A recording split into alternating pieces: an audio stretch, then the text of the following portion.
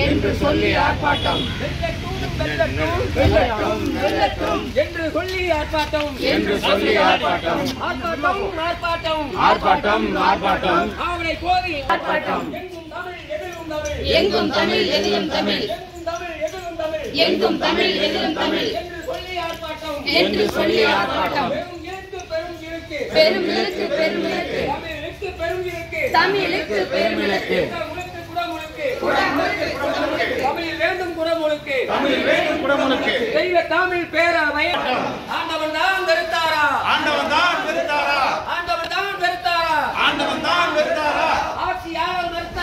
ஆட்சியாளர் வெறுத்தாரா வேண்டும் தமிழில் குடமுழுக்கு